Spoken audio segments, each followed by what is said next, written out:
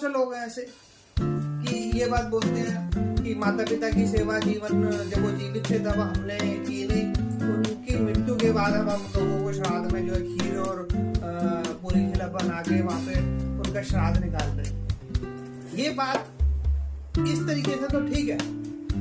कि जिन लोगों ने जीते जी अपनी माँ बाप की सेवा नहीं करी वो मरने के पश्चात वो कर रहे, लेकिन बहुत से लोग इसको दूसरे तरीके से ले जाते हैं कि वो ये लेके जाते हैं कि भाई आप जीते जी अपने माँ बाप की सेवा कर लो लेकिन श्राद्ध मत करो, जबकि दोनों बातें अलग अलग हैं। जीते जी माँ बाप की सेवा करना ये तो हमारा परम धर्म है, कर्म और धर्म दोनों है, क्योंकि भगवान से भी पहले पूजा अगर होती है तो वो हमारे माँ बाप की होती है। परंतु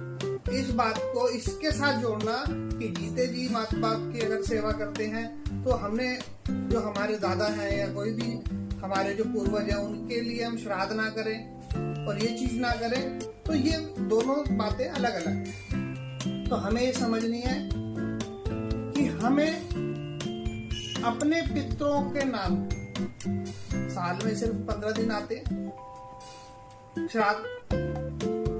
तो उन श्राद्धों में अपने पितरों की नाम की उनकी तिथि के हिसाब से करें। और जिसको लगता है कि भाई कोई तारीख या कुछ नहीं पता, बोले से कई बार होता है कि बहुत सारे पितर होते हैं कि इनका हमें नहीं पता तो कौन सी तिथि को उनका होना चाहिए, श्राद्ध पहले दिन, दूसरे दिन, तीसरे दिन कब होना चाहिए, तो उनका हम आखिरी वाले दिन होता है, तो उसी में सभी के दिन हो जाता है। तो जब हम इन सब चीजों को भगवान के निमित्त समझ के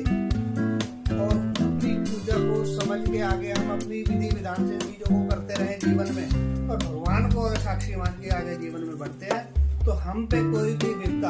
अगर आती है तो वो आएगी तो जरूर, क्योंकि ये हमारे कर्मों के हिसाब से